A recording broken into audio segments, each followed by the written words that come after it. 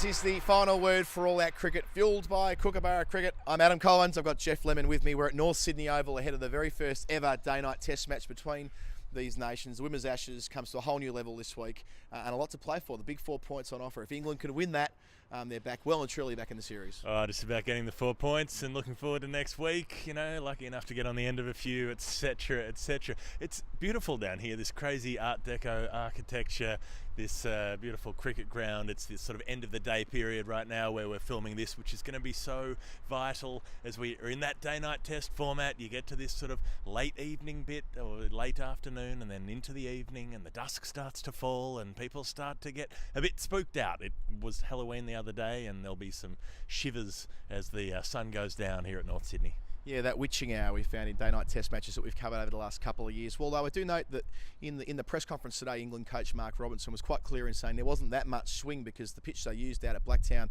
carved up the ball. It was too hard and abrasive. So maybe England, for the second time in the one days down the test matches, maybe having got the perfect preparation coming in.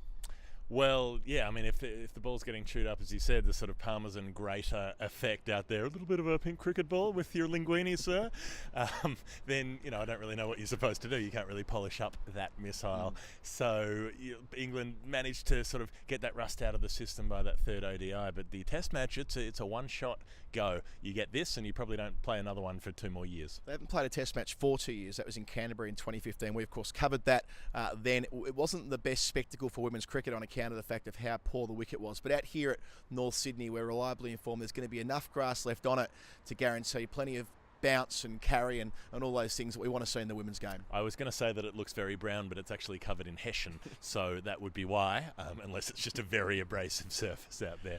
But yeah, look, you'd hope that there's some carry in it, you'd hope there's some bounce in it so that they can make the best use of those pace bowlers and use that bit of swing. You know, we saw Megan Shute bowl a couple of absolutely ridiculous deliveries in the warm-up game that Australia played against the ACT out there. So it's hard to know what's going to happen, and that's why we don't make predictions. We do know what the teams are vaguely going to look like, though. Fair bit of connotations, permutations still being considered. England have got 12 they have in mind, but they've got 16 to choose from. Kate Cross has been brought into the England squad as an option, as a third frontline seamer to complement Anya Shrubsole and Catherine Brunt. Maybe not a bad shout if it is a bit green out there tomorrow. For Australia's part, they've got 13. It might be a debut for Lauren Cheadle, the left-arm quick, who was so successful in the Women's Big Bash League in the inaugural season. And Ashley Gardner, she looks like she's a lock to play, which is very exciting.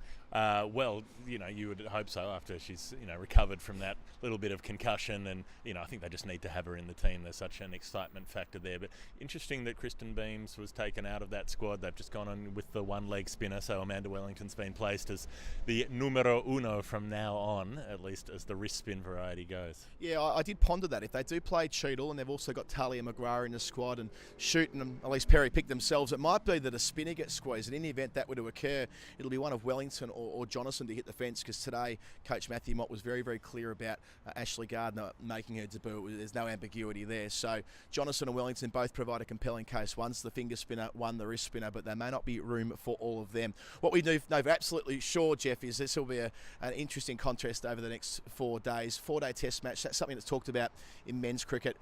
Geoff, this is probably not a bad prototype to see whether it can work. Well, they hammer through a lot more overs a lot more quickly in the women's game. There are fewer egos at play. They don't have to mark out 400-yard run-ups and all the rest of it. They don't stop and have a conversation between every single delivery working out what to do next. They just bowl the ball. It's this crazy theory, and then they get through the overs. So, you know, they're able to do it. I don't think that men's cricketers are able to, unless they're given a bit of a Melbourne Cup smack. So enough from us, Adam Collins and Geoff Lemon. Final word for all that cricket fueled by Kookaburra Cricket. Now you can hear from 2 of the England players almost certainly playing tomorrow, Sophie Eccleston and the dominant all-rounder Natalie Sciver. Natalie Sciver alongside me. You're preparing for a test match. You've got on the board in the ODI series, but now this is a very different challenge ahead of you. Yeah, absolutely. We've had a couple of warm-up games playing under lights, but it won't be as special as the real thing, so looking forward to it. How hard is it to kind of change your mindset from, you know, you play a lot of short-form cricket and then suddenly once in a while a test comes along and you've got to, do you approach it a totally different way, or are you going to go out with the same sort of mentality? Well, I think as a batter, your basics should stay the same, or mine certainly do anyway. So, luckily there's no change there. But yeah, obviously it's tactically very different. So, yeah, looking to kind of bat back for a much longer period of time, so I'm looking forward to it. Is there a kind of sense of excitement around, you're playing at this beautiful old cricket ground, there's, it's a pink ball test, it's going to be evening times, it'll be a test match, there's all kinds of new things happening at once? Yeah, I mean the whole day is going to be, 4 days is going to be very special. We don't get to play test matches very much anyway, so I think the last one we played was about 2 years ago. So for it to be a day-night test, that's even better, and for it to be the first women's day-night test, and for the Ashes. There's a lot of contributing factors to making it very, very special. Yeah, well, absolutely. You guys you can't afford to let Australia win. You could maybe afford to draw the game, but you certainly can't afford to let them get away. Is that a bit of pressure, sort of extra pressure as well? Well, I don't think necessarily. We always want to win when you put on an England shirt, so it's like any other game really, but obviously there's points up for grabs, so hopefully we can get the win. And you've got the kit, I imagine, the whites and the different uniform. Yep, I haven't forgotten those, luckily. I like the jumpers though, they're very good. Does it feel different pulling on that gear as opposed to the one-day stuff? A little bit, yeah. Obviously you don't get to wear whites very often anymore, because our club cricket is all colours as well, so it's going to be very exciting. Is that something you want to do more of? Would you like to see more test matches in the fixture, or is it about right as it is? I think more than once every 2 years would be better, but yeah, it would be good to play more test matches. Hopefully the schedule will allow it. It's an age. It's nearly 2.5 years really for you, and that was a different time in your career, I suppose. You were playing out a very defensive, slow innings in Canterbury, and then your life really has changed since then. What would you say the changes in your batting game have been since that time a couple of years ago? I think I've learned to kind of build an innings and be a bit more consistent. So hopefully I can do that even better in the test match. Well, you get 2 shots at least, 2 innings, so hopefully you can make one of them count. Yeah, hopefully. Thanks, Nat Sciver. This has been the final word for All Out Cricket, powered by Kookaburra Cricket. Farewell.